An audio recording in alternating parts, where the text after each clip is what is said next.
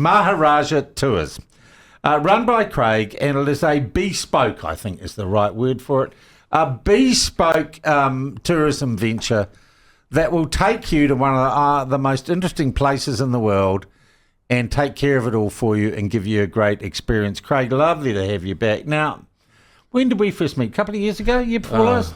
18 months ago, I think I came into the studio. That's right, and we went and had a beer afterwards. Might have been more. And God, I tried to get to Maharajah Tours and I couldn't get the heart right before I left. And I've followed all your stuff online, your tours. How many tours a year are you doing? Well, I've cut it down now to 2. Yeah. And I've increased the length to 24 days and included all of the substantial places that someone needs to go to. So I've doing 2. I just want to remain as passionate about India as I am. I don't want to kill off that passion. So one in March, one in October. All right, 24 days. You can cover a lot of ground there. Absolutely. We do a bit of flying so that we can get through the miles. Across to Varanasi, for example, if you drove it, it's like 10, 12 hours. So we fly into Amritsar, we fly to Mumbai, we fly down south. And then the rest of the time we're in an air-conditioned, comfortable coach. And in and around towns we use taxis and auto rickshaws. So. And Craig, what I like, you've been going there for years, right? 40 years? 40 years, first time. Well, it's more now. 1984 was my first visit. Actually, funnily enough, I was talking to, hopefully he's listening, a gentleman yesterday that booked, he said, the first thing he said to me when he rang me was, I was there 2 years later, and wow, was it a different place All right. to today. But because you've been going there so long, and I've talked to people who've travelled to India alone, and look, when you're young, and I don't know, you're on the hashish trail or whatever, it's a completely different. And you're bulletproof. You get our age, and culture shock can be a real thing. Absolutely. And India's, boy, if you want culture shock, India's gotten in spades. So you kind of take that impact, that negative impact out of the experience, right? Yeah, I mean, I don't know that I'd describe it as a negative impact, but it is very much a culture shock. And absolutely, I stand between my people and that shock, and I allow people to much more enjoy the experience without having to themselves deal with the things that go on and happen, from quite aggressive touts to rickshaw drivers that are trying to charge you the world just to get from a few hundred metres. So I take all that out of the tour, and that allows people to really enjoy their experience and knowing that I'm the buffer. And what do you got? You got food, you've got included culture, in the tour is history. everything except for lunch. So if you look at the tour, and that it's important to compare when we get to pricing like for like. If you do that, you'll see that you don't pay for nothing but your lunch. And that's because lunches tend to be a little bit individualistic, in the heat of the day with how much you want to eat. And everything is covered from your visa right through to flights, the buses, 5-star hotels. And you've got to say, when you put all that together, and you're staying at 5-star hotels, and I've seen the pictures because I now follow you online, and I sit there and kick myself about the freaking heart condition. How big's the group that you're travelling with? Well, last October I had 20 on board. In March I'm going now, and that is now fully booked for March, and that's because there is a cut-off date. Because if I try and organise more people now for March, and I have 16, which is small, but it's too difficult now to try and get the price structuring, because India's taken off in terms of tourism. It's grown further than it was prior to COVID. And now it's very difficult. That's why I pushed groups good 10, 12 months before. So, I took 20 in October. At this point, I'm getting well towards that for October for the October trip. Okay. And you travel? So you're Always. there, you're standing by. If something goes wrong, the complaints department's right there. Right? Absolutely. Absolutely. And I'm there all the time, and so I can iron out any of the issues that might arise. And that's the other side of it.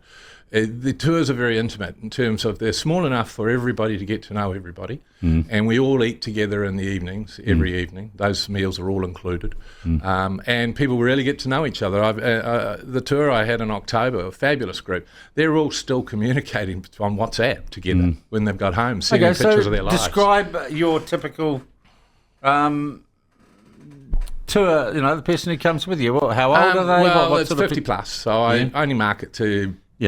Now 50 plus isn't necessarily a boomer. But to boomers, Kiwis, they don't have to necessarily. They could be. I've had South Africans and Australians, but they identify as Kiwi. They come from New Zealand.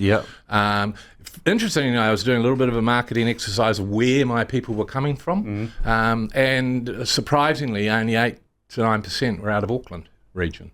The rest was from the regions, and I sort of put down maybe they're just too busy. Aucklanders are too busy if they're still working, and I don't know what it is. But so, I mean, I get people from Invercargill. In fact, one of your listeners came with me in January, Russell. I hope you're listening, Russell. And he's from Invercargill. I get people from all over the south, actually. And so they tend to be very adventurous. The average age, for example, in March is 70. But everybody that comes are adventurous. Not a whole lot of Zimmer frames. No Zimmer frames. No Zimmer frames. But and so that's the type of person, real hardcore Kiwis. And it sounds like it's a hell of a lot of fun because you're travelling with a group of people you get to know. And I'm going to put it through, it's like a class trip. It's going to be a hell of a lot of fun. It is. And people get on because they all come from a similar demographic. Yeah, interesting. Look, I do want to talk about price now because I think 24 days, flights and everything included, it's bloody remarkable. Yeah, it is. I mean, if people compare my prices, and I get it all the time, like for like, it is significantly cheaper. And the reason for that is because I do everything. I don't have any middlemen. And that I'm working full time at it every evening, and then I get to go away with the people. So I'm charging for 24 nights, 5-star hotels, all accommodation, all food, all flights, and there's a number of internal flights. My list price is $13,995. However, because I want to encourage people to get on early, because it's very difficult to get them on 6 months prior to departure. In fact, I shut it down 6 months prior to departure. I'm giving 15% off that, $2,100. To next month. Well, to the end of February. I mean, there'd be... I'm hoping there won't be any spots left at the end of February. If there is, there's still a chance. But people need to get in quick because the prices all go up over there as well. Because the hotels they're very, very busy. But you've got people over there, mates over there, haven't you? Yeah. I've got people that effectively I've worked with for my guy Sham, who's my main man for going on 15 years. And these people all have their own tourist businesses. So we work together when I get there. The price then comes out at $11,895 per person, share twin. So there is a supplement if you're staying, if you're on your own. We don't offer sharing, but we do try and hook people up that want to share a room. That's happened once or twice, but effectively find a friend if you're coming because it makes it significantly cheaper. And it's economy class fares, flights. You can upgrade those if you want to. You can upgrade if you want to. I've got 2 couples that are wanting to use their air points, and they're going to book their fares themselves, and go via Singapore rather than via Kuala Lumpur. And I just give a credit of $1,800 against that. So so you can work very because flexible. It's so intimate. You're really flexible, Craig. I mean, talking about flexible, even on tour, we're driving along the road. There's an elephant, stop the bus. We all get off, take the photo of the elephant walking along the road. It's not like a big organised tour where a corporate, and I get this, has to do everything by the book. And we go into the bowels of Old Delhi on rickshaws, which I've never seen one of the big corporates doing. It's too risky for them. They might lose somebody. And so we do really, we're really flexible. Someone's asked here, do you need to get any jabs? I don't give advice on jabs. Your doctor should. I can give some advice and experience on my personal situation. Yeah. I've never had a jab going to India. Yeah. And I've been going for 40 years. Yeah. I always keep tetanus up, but that's just standard. Yep. They have announced over there that there is a rise in malaria in the south, but that's in their summer. We go in the winter. Yeah. However, you can get pills from your doctor or sprays, bug sprays. The other risk over there is rabies. It is rife in, you would think, dogs, but no more monkeys. Yeah. So I just make sure people don't play with monkeys. You know, just keep away from them. They won't come to you. Yeah. If you try and feed them and you get a little scratch, then the good part about that is that within half an hour, anywhere in India, because they recognise that this it's very serious, within half an hour there's an antidote. Yeah. But you'd have to go. So you can get rabies shots too. But all of those traditional, your typhoids and your hepatitises and all of those things, I mean, where we go and the hotels we stay, the hotels provide water in filtered bottles, in glass bottles. They're 5-star. They don't want to use plastic. Yeah. It's perfectly safe. You don't walk along open cast sewer streets anymore. They're all covered in. So all the roads are tar sealed. They used to be dirty, dusty. Yeah. And I say to people, wear covered shoes so that if you did stub your toe, you're not going to stub your toe with the potential of hepatitis. So, saying all of that, obviously, some people have different reasons and their doctor should advise them. I don't advise on any jabs. Look, God, I'm feeling jealous just sitting here, and I can't get away in October because I got this to run, but I've got to do... Well, you're flying all over the country, all over the world. Well, I'm just going to London a little bit later on, and I've been up to Bali, though that was just sitting by the pool largely. Craig, look, so nice to see you again.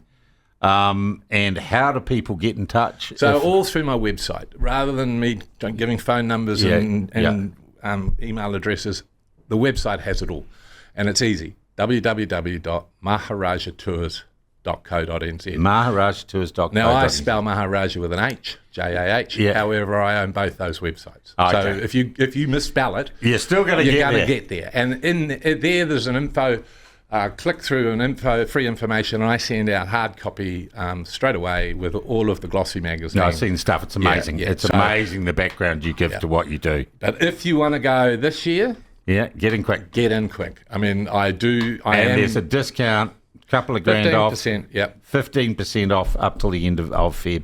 Correct. Craig, lovely to see you again, mate. Question for you, though. Question of the morning. Were you brought up believing that Ernest Rutherford split the atom? I've been following you all the way down from north of Martin. And that, what you're saying... Did he split the app? And yes, that was what I learned. That's what we all learned. That's what I learned. But it looks like he may not have. Well, I was sitting out there doing some Googling when I just arrived, and it's like they fudge it, don't they? But it wasn't. He didn't physically split it. He developed the method to split it, is what I'm reading. And that it could be split. Yeah, but if you split doesn't that blow up? I still feel like I've been lied to. Yeah, my whole life, and so do you. I can tell. Craig from Maharajah Tours. Just Google it. Google Maharajah Tours in New Zealand. Make sure it's New Zealand. Yeah, New Zealand. There's lots of them all around the world. NZ or New Zealand? Well, if you're Googling it, make sure it's New Zealand. Even Google Craig Maharajah Tours. Okay, and listen to our ads, and I think we've got digital advertising up too on the app and the website. Bloody good to see you.